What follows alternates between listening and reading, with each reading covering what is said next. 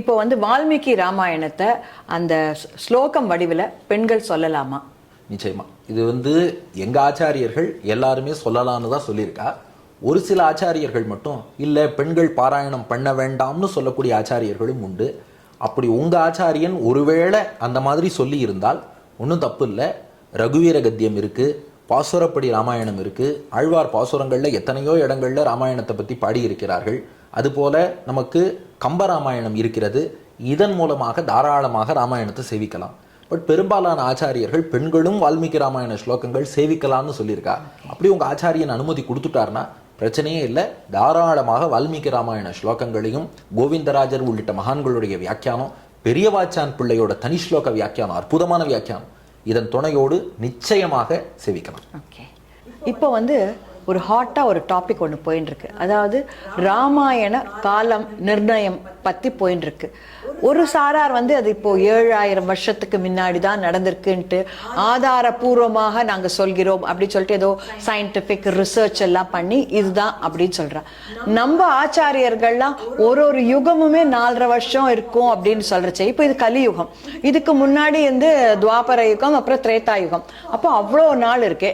ராமாயணம் நடந்த டைம் எப்போ? உங்களுடைய அபிப்பிராயம் அதுல என்ன?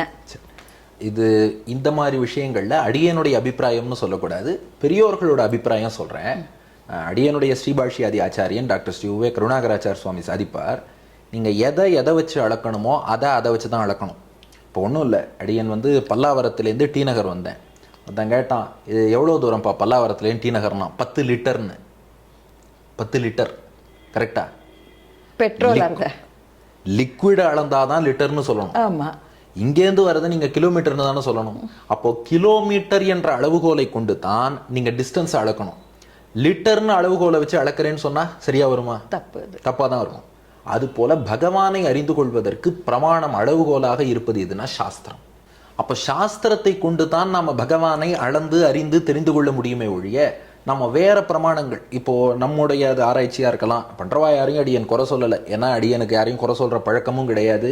யாரையும் எல்லாருடைய நல்ல இன்டென்ஷன்ஸையும் நாம மதிக்கணும், அதுதான் வசதி. ஏன்னா இன்னொருத்தர குறை சொல்றதுக்கு முன்னாடி நம்ம கிட்ட எவ்வளவு குறை இருக்குன்னு நம்ம யோசிக்கணும். அதனால அது நம்ம நோக்கம் இல்லை.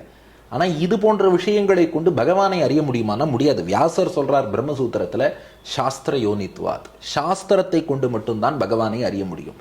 அப்போ அந்த சாஸ்திரம் என்ன சொல்லியிருக்கு? திரேதாயுகத்துல ராமனுடைய திருவவதாரம்னு சொல்லியிருக்கு. அப்போ இப்போ நமக்கு கலியுகம் தொடங்கி 5000 சொச்சம் வருஷம் தான் ஆயிருக்கு. அதுக்கு முன்னாடி துவாபர யுகம் 8,64,000 வருஷம் இருக்கு. அதுக்கு முன்னாடி தான் திரேதாயுகம். அதுலயும் சில புராணங்கள்ல இந்த மன்வந்தரம் இல்ல, இந்த சதுர்யுகம் இல்ல, 24வது சதுர்யுகத்துல நாம இருக்கிறது 28, 24வது சதுர்யுகத்தில் உள்ள திரேதாயுகம் என்றும் பார்க்கிறோம். அதனால இது பல லட்சம் வருஷங்களை கடந்து தான் ராமாவதாரம் இருக்கிறதுன்னு நமக்கு பிரமாணங்கள் படி தெரிகிறது. அடுத்து ராமபிரானும் 11,000 ஆண்டுகள் எழுந்தருளி இருந்தார் என்பதையும் நாம் அதிலேயே ஒரு எவிடன்ஸா பார்க்கிறோம். அப்போ இது எல்லாம் புராணங்கள்ல இதிகாசங்கள்ல ஆச்சாரியர்கள் எல்லாம் வழிவழியா சொல்லின்னு வரும்போது அவ என்ன சொன்னாலும் அதை நாம ஏத்துக்கிறது தான் வசதியை ஒழிய இதுல போய் டிபேட் பண்றதுக்குன்னு ஒண்ணுமே கிடையாது. ஆனா நீங்க கேட்டால் இது ஒரு ஹாட் டாபிக் அப்படின்னு சொன்னேன்.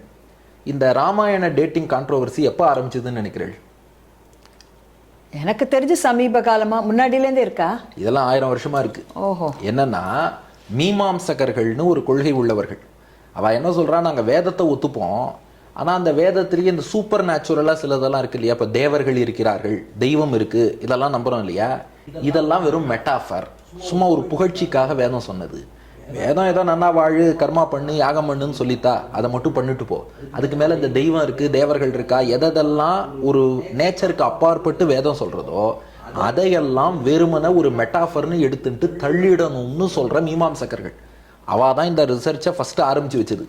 இந்த கொஸ்டின் அவன் என்ன கேட்டா, வேதத்துல சதாயு புருஷகா 100 வயசு தான் மனுஷ ஆயுள்னு இருக்கு.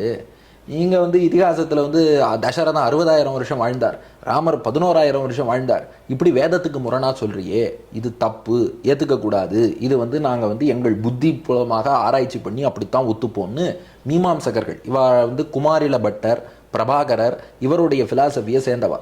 இவாள்லாம் 1000-2000 வருஷம் முன்னாடியே இந்த பிரச்சனையை ஆரம்பிச்சா. அடுத்து நையாயிக்கர்னு ஒரு குரூப். அதாவது நையாயிக்கர்னா நியாயம், லாஜிக், தர்க்கம் வச்சு பேசக்கூடியவா. எதா இருந்தாலும் லாஜிக். இவா என்ன சொல்றா, நாங்கள் கடவுளையும் ஒத்துக்கிறோம், ஆனால் லாஜிக்கு உட்பட்டு தான் கடவுளை ஒத்துப்போம். எங்கள் லாஜிக்கு புரியணும், எங்கள் புத்திக்கு புரியணும். நீ சும்மா ராமாயணம் எழுதி வச்சா அதுக்கெல்லாம் ஒத்துக்க மாட்டோம். எங்கள் சயின்ஸ் லாஜிக் படி ஒத்துப்போம்னு சொல்லக்கூடிய நையாயிக்கர் இந்த குரூப் எல்லாம் அந்த காலத்திலேயே இருந்தா வாதம் பண்ணா. ஆனால் வியாசர், அதுக்கு பின்னாடி ஆதிசங்கரர், ராமானுஜர், மத்வாச்சாரியார் இவ எல்லாருமே வாழ கண்டிச்சிருக்கா. இது விசிஷ்டாத்வைத்தம் அத்வைத்தம் அது தனி, அதை விட்டுடுங்க.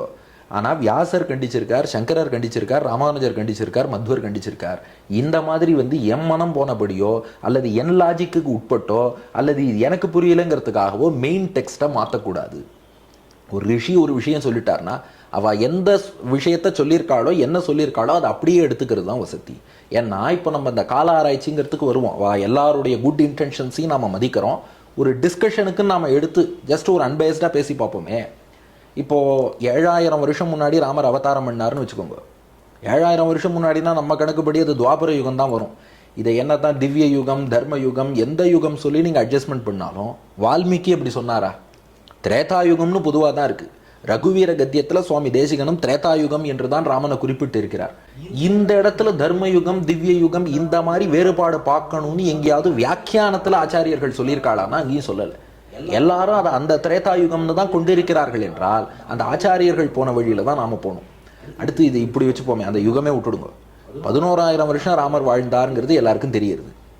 இப்போ 7,000 years பிஃபோர் தான் ராமர் அவதாரம் பண்ணார்னா அவருக்கு இப்போ வயசு எவ்வளவு? ராமரோட வயசு 7,000. அப்போ இன்னும் 4,000 வருஷம் மிச்சம் இருக்கு. அப்போ ராமர் எங்கேயோ நாம போய் கண்டுபிடிக்கணும். 4,000 வருஷம் இந்த பூமியில தான் ராமர் இருக்க போறார். அதை அட்ஜஸ்ட் பண்ணவா என்ன சொல்றா? இல்ல அந்த 11,000 வருஷத்தை அப்படி எடுத்துக்க வேண்டாம், அதெல்லாமும் ஒரு மெட்டாஃபர், 30 வருஷத்தை 11,000ன்னு இது பண்ணி சொல்றான்னு. ஆனா வியாக்கியானத்துல அப்படி இல்லையே. எங்கன்னா பாலகாண்டத்துல முதல் சர்க்கத்திலையும் ஒரு இடம் வருது, இந்த தசவருஷ சகசிராணி. அதே மாதிரி அதே பாலகாண்டத்துல தேவர்கள் பெருமாள்கிட்ட சரணாகதி பண்ணும்போதும் பெருமாள் தேவர்கள்ட்ட வாக்களிக்கிறார். அந்த இடத்துல ஸ்பஷ்டமா தசவர்ஷ சகசிராணி தசவர்ஷ சதானிச்ச வத்ஸ்யாமி மானுஷே லோகே பாலயன் பிருத்திவீம் இமாம். 11,000 வருடங்கள் வத்ஸ்யாமி மானுஷே லோகே, இந்த மனித உலகில் நான் வாழ்வேன்னு சொல்லியிருக்கார். அப்போ பெருமாள் தன்வாயால 11,000 வருஷம் பூமியில வாழ்வேன்கிறார். இது நமக்கு டவுட் வரும்ட்டு தான் திருமலை நம்பிகள் ராமானுஜருக்கு சாதிச்ச அர்த்தங்கள் அடிப்படையில் வியாக்கியானம் பண்ண கோவிந்தராஜர் இங்க தசவர்ஷ சகசிராணி தசவர்ஷ சதானின்னு இருக்கு. தசவர்ஷ சகசிராணினா 10,000, தசவர்ஷ சதானினா 10 into 100,000, டோட்டலா ஏகாதச சகசிர வருஷாணி இத்தியர்த்தகானே பாஷ்யம் பண்ணிட்டார். அப்போ விளக்க உரை கொடுக்கறவா அப்படி இருந்ததுன்னா, இல்லப்பா இது கொஞ்சம் மெட்டாஃபரா சொல்லியிருக்கிறதுன்னு அவ சொல்லியிருப்பா இல்லையா? நம்மளோட அவ விஷயம் தெரிஞ்சவா தானே. அவ என்ன சொல்லியிருக்கான்னா 11,000 வருடங்கள்னு தான் சொல்லியிருக்கா. அடுத்து இந்த கால்குலேஷன் டேட்டிங்னு வரும்போது என்ன ப்ராப்ளம் வருதுன்னா, ஜனவரி மாசத்துல ராமனுடைய அவதாரத்தை கொண்டு வச்சுடுறா. ராமர் சித்திர மாசத்துல பிறந்தார் நம்ம எல்லாருக்கும் தெரியும். அது சாந்திரமான கணக்குப்படி சைத்திர மாசம். ஆனால் இதில் பார்த்தா ஜனவரி 9 ஜனவரி 10 மார்கழி மாசத்துல வருது. அப்போ இதை ஏற்றுக்கிறதுனா இனிமேல் நம்ம ஸ்ரீராமநவமியை மாற்றிக்கலாம், மார்கழி மாசத்துக்குன்னு சேஞ்ச் பண்ணலாமான்னு மீண்டும் சொல்கிறேன். அடியன் யாரையும் குத்தம் சொல்லி அப்புறம் நம்மளை குத்தம் சொல்கிறதுக்கு இன்னும் 1000 விஷயம் வரும், அதுக்கு இல்லை. பட் இந்த ஒரு ப்ராப்ளம் இருக்குது, அது என்னங்கிறத பார்க்கணும். அடுத்து இந்த கிரக அமைப்புகள் அடிப்படையில் நாங்கள் கால்குலேட் பண்ணுறோங்கிறா, அதிலேயே ஒரு பெரிய ப்ராப்ளம் இருக்குது. அது ஒரு ஆராய்ச்சியாளர் சொல்கிறார், 27,000 வருஷத்துக்கு ஒரு முறை இந்த கிரக அமைப்புகள்லாம் அப்படியே ரிப்பீட் ஆகுங்கிறா. இப்போ 5000 பிசின்னா 32,000 பிசிலையும் அதே அமைப்பு வருமா, 59,000 பிசிலையும் அதே மாதிரி வருமா, அதே போல் 86,000 பிசிலையும் அதே மாதிரி வருமா? இது எப்படி, எத்தனை 27,000 நீங்கள் எவ்வளோ பின்னாடி போவேள்? அப்போது இது போன்ற ஆராய்ச்சிகள்னு செய்து கொண்டே போனால் நமக்கு it will take us nowhere. அதனால தான் ராமானுஜர் உள்ளிட்ட ஆச்சாரியர்கள்லாம் என்ன சொல்லிட்டா, வால்மீகி ரிஷி ஒன்று சொல்லிட்டாருன்னா அதை ஃபாலோ பண்ணுவோம். ஏன்னா இப்போ இதில் இந்த ப்ராப்ளம் இருக்குது. இப்போ இன்னைக்கு இந்த டேட்டை நம்ம ஃபாலோ பண்ணுறோன்னே வச்சுப்போம். நாளைக்கு இன்னொரு ரிசர்ச்சர் வர, இல்லை இதை மாற்று, இன்னொன்று ஒன்று வைக்கிறார். நம்ம எவ்வளோ ஸ்ரீராமநவமியை மாற்றிண்டே போகிறது. ஏற்கனவே இந்த தமிழ் வருஷ பிறப்பே எப்போன்னு மாற்றின்றதெல்லாம் இருக்குது. இப்போ அடுத்து ஒருத்தர் வருவார், இல்லை நான் ஒரு ஆராய்ச்சி பண்ணியிருக்கேன், நாசாலேருந்து எனக்கு ஒரு குறிப்பு கிடைச்சிது, இது ஸ்ரீராமநவமியை மாற்றுன்னா நம்ம எவ்வளோ மாற்ற முடியும்? அது என்ன ரீசன்னா, இது ஜோக்குக்கு சொல்லலை, அறிவியல்ங்கிறது மாறிண்டே இருக்கும்.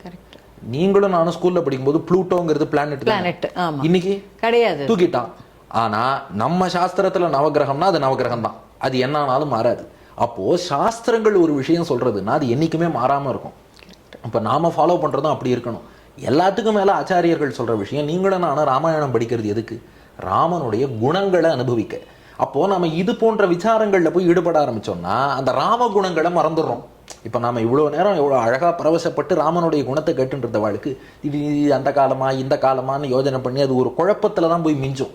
மேலும் ஒரு ராமாயணம் ஆற்றுல பாராயணம் பண்ணுறாருன்னு வச்சுக்கோங்களேன், அவள் என்ன ஆசைப்பட்டு பாராயணம் பண்ணுவாள், நாங்கள் ஒரு சுந்தரகாண்டம் படிக்கிறோம், ஆற்றுல ஒரு கல்யாணம் நடக்கணும், ஆற்றுல ஒரு குழந்தை பிறக்கணும், எங்கள் ஆற்றுல ஒரு நல்லது நடக்கணும்னு சுந்தரகாண்டம் படிக்கிறார். நாம் அப்படி படிக்கிறோம், ராமாயணத்தை பின்பற்றுகிறோம்னா அது ராமன் திருவுள்ளம் உகக்கும்படியாக நாம் பண்ணணும் இல்லையா? ராமர் எப்போ சந்தோஷப்படுவார்? ஆச்சாரியர்கள் காட்டின வழியில நாம ராமாயணம் படிச்சா பரவாயில்லடா, இந்த குழந்தை ஆச்சாரியன் காட்டின வழியில ராமாயணத்தை படிச்சா அனுகிரகம் பண்ணுவோன்னு பண்ணுவார். நான் ஒன்னொன்னே இப்படி யோசிக்கிறேன்னு நாம பண்ணோம்னா அப்புறம் பெருமாளை பார்ப்பார், இவன் என்ன இதெல்லாம் பண்ணிட்டு இருக்கானேன்னு. அதனாலதான் அஃப்கோர்ஸ் நான் ஒத்துக்கிறேன், இப்போ குழந்தைகள்லாம் ராமாயணம் கேட்கறான்னா டவுட்ஸ் வரும். ஓகே, நம்ம என்ன சொல்லிடுறோம், இல்லை ட்ரெடிஷ்னலாக பெரியவா சொன்னதை கேளுன்னு. டவுட்ஸ் வரதோ இல்லையோ எல்லாருக்கும். எப்படி ஒருத்தன் 60,000 வருஷம் வாழ்வான், எப்படி 11,000 வருஷம் வாழ்வான்? டவுட்ஸ் வந்தால் நம் ஆச்சாரியர்கள்ட்ட போய் நாம் கேட்டுக்கலாம். ஏன்னா டவுட் எல்லாருக்கும் வரத்தான் வரும். கிருஷ்ணன் கீதையில் சொல்கிறான், தத்வித்தி பிரணிபாத்தேன பரிப்பிரஷ்னேன சேவையா உபதேக்ஷந்தி தே ஞானம் ஞானினஹா தத்துவதர்சினா. இன்னைக்கு எத்தனையோ ஆச்சாரியர்கள் மகான்கள், ராமாயணத்தையே உயிராக கொண்ட மகான்கள் எவ்வளோ பேர் பூமியில் வாழ்ந்துட்டுருக்கா. காலம் முழுக்க அந்த ராமனுக்காகவும் ராமாயணத்துக்காகவும் தங்களை அர்ப்பணித்து கொண்டவா இருக்கா இல்லையா? அப்படிப்பட்ட பெரியவாழ்கிட்ட போய் இது மாதிரி ராமாயணத்தில் ஒரு விஷயம் இருக்கே, எங்கள் புத்திக்கு புரியல, இதை நான் எப்படி புரிஞ்சுக்கலாம் அப்படின்னு கேட்டால் அந்த ஆச்சாரியர்கள் நமக்கு தெளிவு தருவா. ஆனால் நம்ம ஆச்சாரியர்களுக்கு ஒருவேளை ஒன்றும் தெரியாது போல இருக்கு, அதனால நாம போய் ஒன்று பண்ணுவோம் அப்படின்னு சொல்லிட்டு பண்ண ஆரம்பித்தோம்னா it will take us nowhere. அப்படிங்கிறது அடியனுடைய அடியன் தெரிஞ்சின விஷயம். ஏன்னா அடியனுக்கு ஏதாவது புரியலைன்னா எங்கள் ஆச்சாரியன்ட்டு தான் கேட்பேன், இது இப்படி இருக்கேன்னு. அவள் தெளிவு கொடுக்குறா. என்னன்னா அந்த யுகங்களிலே மனிதனுடைய ஆயுட்காலமே கூட இருந்தது. ராமனுடைய உயரம் 8 அடின்னு சொல்கிறோம். இன்னைக்கு 8 அடியில் ஒருத்தரை பார்த்தோன்னா தைராய்டு ஏதோ ப்ராப்ளம் இருக்கா, பிட்யூட்ரி கிளாண்டில் ப்ராப்ளமான்னு நம்ம கேட்போமா இல்லையா? ஆனால் அன்னைக்கு 8 அடி உயரத்தில் ராமர் இருந்தாருன்னு தெரியுது. அடுத்து இந்த யுகங்கள்லாமும் கண்டினியூஸாக இது வெறும் தர்மத்தின் அடிப்படையில் யுகம்னு நமக்கு தெரியல. ஏன்னா பாகவதத்திலேயே ஒரு குறிப்பு பார்க்குறோம், முச்சுக்குந்தன்கிறவன் இக்ஷ்வாகு வம்சத்தை சேர்ந்தவன் துவாபர யுகத்தில் கிருஷ்ணன் அவனை சந்திக்கிறான். பார்த்தா அவனுக்கு உயரம் ஜாஸ்தியாக இருந்ததுதான், இவாளெல்லாம் பார்த்தா குள்ளமாக இருக்கிறதாக அவன் கண்டான் என்று இருக்கிறது. அப்போ வெறும் தர்மம் கூட குறைச்சி இருக்கிறத வச்சு மட்டும் இவா யுகம்னு சொல்லலையா? அந்த யுகம்னா மனிதர்களுடைய உயரமும் கூட இருக்கு இல்லையா? அப்போ வெறும் தர்மத்தின் பேஸில் வந்த யுகம்னு நம்ம சொல்கிறதுலையும் இஷ்யூ இருக்குது. எல்லாத்துக்கும் மேலே ஒன்று சொல்கிறேன், இப்போ பெருசாக என்ன காரணம் சொல்கிறா இல்லை, இந்த மாதிரி ரிசர்ச் பண்ணுறதோட பர்பஸ் குழந்தைகள்லாம் ஏற்றுக்கணும். 8 லட்சம் வருஷம் 10 லட்சம் வருஷம் 17 லட்சம் வருஷம் முன்னாடி ராமர் இருந்தாருன்னு சொன்னால் குழந்தைகள்லாம் இது எப்படின்னு கேட்குறா, சிரிக்கிறான்னு. அடியனுக்கு ஐ மே பி ராங். குழந்தைகள் ஒத்துக்கலைங்கிறதுக்காக ராமாயணத்தை மாற்றிட முடியுமா? குழந்தைகள் ஒத்துக்கலைன்னா குழந்தைகளுக்கு நாம் நம்பிக்கையும் ஸ்ரத்தையும் ஊட்டணும். ஏன்னா கிருஷ்ணன் கீதையில் சொல்கிறான், ஸ்ரத்தாவான் லபத்தே ஞானம். எப்போ ஒருத்தனுக்கு ஞானம் வரும்னா படித்ததுனால வருது இல்லையா, ஸ்ரத்தை. எங்கள் பெரியவா சொன்னால் கரெக்டாக இருக்கும், வால்மீகி சொன்னால் சரியாக இருக்கும், வியாசர் சொன்னால் சரியாக இருக்கும், கீதையில் கிருஷ்ணன் சொன்னால் சரியாக தான் இருக்கும், எங்கள் ஆச்சாரியன் சொன்னால் சரியாக தான் இருக்கும். இந்த நம்பிக்கை யாருக்கு இருக்கோ அவனுக்கு தான் ஞானம் வருங்கிறான் கிருஷ்ணன். அப்போது அந்த குழந்தைகளுக்கு சின்ன வயசில் அந்த நம்பிக்கையை நாம் ஊட்டணும். இப்போது யாரோ ஏதோ சொல்கிறான்னா அவளுக்கு ஒரு வெஸ்டர்ட் இன்ட்ரெஸ்ட் இருக்கலாம். வால்மீகிக்கும் வியாசருக்கும் அந்த மாதிரி ஏதாவது உண்டா? இப்போ நீங்கள் 11,000 வருஷம் ராமர் வாழ்ந்தார்னு சொல்கிறதுனால வால்மீகிக்கு பர்சனல் பெனிஃபிட் ஏதாவது உண்டா? 60,000 வருஷம் தசரதன் வாழ்ந்தார்னு சொல்கிறதுனால உங்களை நம்ப வைக்கிறதுனால அவருக்கு பர்சனல் பெனிஃபிட் உண்டா? இதை ஏத்துண்டு நாம வாழ்க்கையில கடைபிடிச்சா, ராமன் காட்டின வழியில கற்பார் ராமபிரான எல்லால் மற்றும் கற்பரும், அந்த வழியில நாம வாழ்ந்தா அதை பார்த்து அந்த ரிஷிகள் சந்தோஷப்பட போறான். நமக்காகத்தானே கொடுத்துருக்கா. அப்போ அந்த ரிஷிகளுடைய தன்னலமற்ற தொண்டு என்ன, அதன் பெருமையை சொல்லி அதாவது ஒரு கொரோனா வைரஸ் கூட நம்ம கண்ணுக்கு தெரியல, சயின்டிஸ்ட் மைக்ரோஸ்கோப்பில் பார்த்துட்டு தெரியறதுங்கிறான். அது போல நம் கண்ணுக்கு தெரியாது தபஸுங்கிற மைக்ரோஸ்கோபிக் ஐ வச்சு அந்த ரிஷிகள் பார்த்து நமக்கு வழங்கியிருக்கா. அப்போ அந்த ரிஷிகள் சொன்னது நீ ஏற்றுக்கோன்னு குழந்தைகளுக்கு நம்ம சொல்லிக் கொடுக்கலாமே ஒழிய, இப்போ இது எப்படின்னா அந்த செருப்புக்கு ஏற்ற மாதிரி காலை வெட்டுறதுங்கிற மாதிரி இவா ஒத்துக்கலைங்கிறதுக்காக இன்னைக்கு ராமாயணத்தை மாத்துறதுன்னு ஆரம்பிச்சான்னு வச்சுக்கோங்க. இப்போ அடுத்த தலைமுறை என்ன பண்ணுவா, எங்களோட அடுத்த ஜெனரேஷன் இதெல்லாம் ஒத்துக்கலை, இந்த பார்ட்டெல்லாம் நாங்கள் ராமாயணத்துலேருந்து மாற்றிடுறோம், அதுக்கு அடுத்த ஜெனரேஷன் நாங்கள் கொஞ்சம் மாற்றிக்கிறோம். ஒரு 2-4 தலைமுறை ஆச்சுன்னு வச்சுக்கோங்க, வால்மீகியே கேட்பார், ஏன்னா நான் எழுதின ராமாயணம் ஒரு மாதிரி இருக்குது, நீங்கள் படிச்சுட்டு இருக்க ராமாயணம் ஒரு மாதிரி இருக்கேன்னு கேட்பாரா இல்லையா? அப்போது இத்தனை இஷ்யூஸ் இருக்குது. அப்போ இதுக்கெல்லாம் ஒரே சொல்யூஷன் என்ன? முன்னோர் மொழிந்த முறை தப்பாமல் கேட்டு பின்னோர் தான் அப்படியே பெரியவா எப்படியும் சரியாக தான் சொல்லியிருப்பா. அந்த விசுவாசம் வேணும். இதெல்லாம் ராமானுஜருக்கு இருந்தது. ஒரு பண்டிதர் ராமானுஜரை எதிர்த்து வாதம் பண்ண வரார். அவர் சொன்னாராம், வாதத்தில் நான் தோற்று போயிட்டேன்னா என் சம்பிரதாயத்தை விட்டுட்டு உன் சம்பிரதாயத்துக்கு வரேன்னார்.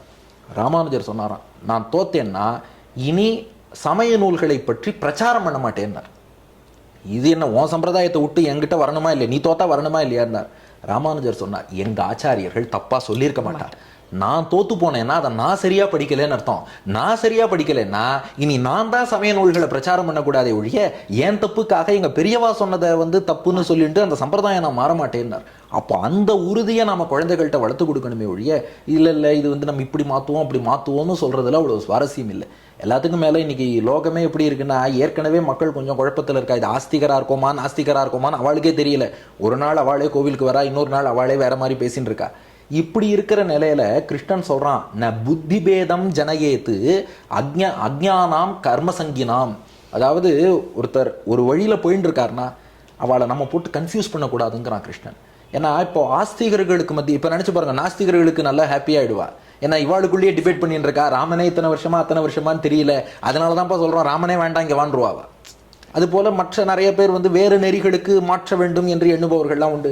அவள்லாம் சொல்றா, பாரு எங்க டேட்லாம் கரெக்டா இருக்கு, நீங்க தான் சண்டை போட்டு இருக்கீங்க, இங்க வந்துருங்கோம்பா. அப்போ இது எல்லாத்துக்கும் ஒன் ஸ்டாப் சொல்யூஷன் என்னன்னா, நம்ம பெரியோர்கள் தப்பா சொல்ல மாட்டா. ஏன்னா இத்தனை ஆச்சாரியர்கள், இப்போ வால்மீகின்னு மட்டும் இல்லை, அதுக்கு வியாக்கியானம் பண்ண இவ்வளவு பெரியவர்கள் பல்லாயிரம் வருஷங்களாக நமக்கு வந்தது. எங்கேயாவது நம்முடைய ஆச்சாரியர்கள் இப்படி சொல்லியிருக்காங்கன்னா அதை ஆஸ்திகர்களான நாம எடுத்துக்கலாம். நம்ம ஆச்சாரியன் அப்படி சொல்லலைன்னா அவுட்ரைட் அதை விட்டுட்டு நம்ம ஆச்சாரியர்கள் போன வழியில போவது வசதி. இது ரிசர்ச் பண்றவாளோட குட் இன்டென்ஷன்ஸுக்கு நாம நிச்சயமாக அவளுக்கும் நன்றி சொல்லணும். அவளும் பாவம் பெரும் பணி, அதுல எவ்வளவோ ஒர்க் இருக்கு, எல்லாத்தையும் எடுத்து பண்றா, அதுக்கு ஹேட்ஸ் ஆஃப் சொல்லும். அதே நேரத்தில் அது சில நாஸ்திகர்களை இந்த பக்கம் கொண்டு வரத்துக்கு உதவலாம். வி டோன்ட் நோ, பிகாஸ் நாஸ்திகர்கள் இத்தனை வருஷம் முன்னாடி தான் உலகமே உண்டாச்சுன்னு நம்புற வாழ்க்கை, ஓ அப்படியா ராமனோத்தர் இருந்தாரா, அந்த அளவில் அவர்களுக்கு அது பயன்படலாம்.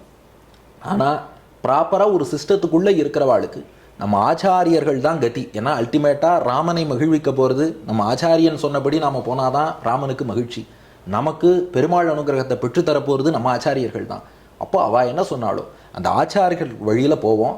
இது மகாபாரதத்தில் தர்மபுத்திரர் சொன்ன விஷயம், அதை சொல்லி பூர்த்தி பண்ணி இதுவரை நீங்கள் கேட்ட எல்லா கேள்விகளுக்கும் அதான் பதில், நிறைவு கேள்விக்கும் அதான் பதில். யக்ஷ பிரஷ்னத்தில் அந்த யக்ஷன் தர்மபுத்திரனை பார்த்து கேட்குறான், கஃப் பந்தாஹா, எது வழின்னு கேட்டான். எது வழினா எந்த ஊருக்கு வழினா கேட்கணும், இல்லை வெறும்னா எது வழினா என்ன அர்த்தம்? வெஸ்மாம்பலத்துக்கு எது வழின்னு கேட்டால் பரவாயில்ல, எக்மோருக்கு எது வழின்னு கேட்டால் பரவாயில்ல, எது வழின்னா எது வழின்னா உய்வடைவதற்கு எது வழின்னு அர்த்தம். அதுக்கு தர்மபுத்திரர் பதில் சொல்றார், தர்க்கோ பிரதிஷ்டஹா, நீ தர்க்கம் பண்ணி லாஜிக்கலாக ஆராய்ச்சி பண்ணி இதை அறிய முடியாது. ஸ்ருதையோ விபின்னாகா, பலவிதமான வேதம் சாஸ்திரம் புராணம் இருக்குது, அதெல்லாமும் நீ ஆராய்ச்சி பண்ணி தெரிஞ்சுக்கிறதுனா முடியாது. நைக்கோ ரிஷிர் எஸ்ய மதம் பிரமாணம், ஒரு ரிஷி கிடையாது, ரெண்டு ரிஷி கிடையாது, பல ரிஷிகள் பல விஷயம் சொல்லியிருக்கா. அப்போது சயின்டிஃபிக்கான ஆராய்ச்சியும் செல்லுபடியாகாது. புத்தகத்தை படிக்கிறேன்னு ஆரம்பித்தா எவ்வளோ படிப்பேன், பல விதமான இருக்குது. எத்தனையோ ரிஷிகள் பல விஷயம் சொல்லியிருக்கா, நீ எதை எடுத்துப்பேன்?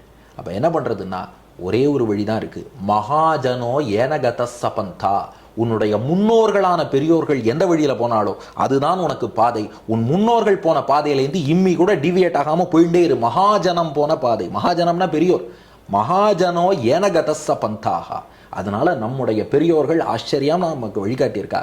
அதுக்கு மேலே இன்னும் காட்டுறதுக்கே எதுவும் இல்லை. அதுவும் எபெருமானார் சம்பிரதாயம் பொறுத்தவரை டாப் டு பாட்டம் அத்தனையும் நமக்கு வியாக்கியானம் பண்ணி ராமாயணத்தில் முதல் ஸ்லோகத்திலேருந்து 24,000வது ஸ்லோகம் வரை கோவிந்தராஜர் வியாக்கியானம் நமக்கு இருக்குது. விசேஷ ஸ்லோகங்களுக்கு பெரியவாச்சான் பிள்ளையோட தனி ஸ்லோக வியாக்கியானம் இருக்குது. சித்தாந்த அர்த்தங்களை சொல்வதற்கு அபயப்பிரதான சாரம் போன்ற நூல்கள் இருக்குது. காவிய ரசத்துக்கு பாதுகா சகசனம் இருக்குது. இன்னும் நமக்கு என்னதான் இல்லை, பாசுரப்படி ராமாயணம் இருக்குது, ஆழ்வார்கள் அனுபவம் இருக்குது. அதை வச்சுட்டு அந்த ஆழ்வார்களும் ஆச்சாரியர்களும் காட்டின வழியில் ஜம்முன்னு நாம் ராமனை அனுபவிப்போம். ராம அனுபவமும் ராமனுடைய அனுகிரகமும் ரத்னமாலா நேயர்களுக்கு குறைவில்லாமல் நிறைந்து சீதாராமர்கள் திருவருளால் ஆஞ்சநேயருடைய அனுகிரகத்தால் எங்கும் திருவருள் பெற்று புத்திர் பலம் யசோ தைரியம் நிர்பயத்துவம் அரோகதா அஜாட்யம் வாக்பட்டுத்துவம் ச ஹனுமத் ஸ்மரணாத் பவேத்னு எங்கும் திருவருள் பெற்று இன்புற வேண்டுமாய் பிரார்த்தித்துக்கிறேன். இது வரைக்கும் தெரிந்த ராமாயணம் தெரியாத பிரமாணத்தை மிக எளிதாகவும் நம்மளுக்கு நல்லா புரிகிற மாதிரியும் எடுத்துரைத்த சுவாமிகளுக்கு நம்ம சேனல் சார்பில் மிக்க நன்றி, நமஸ்காரம்.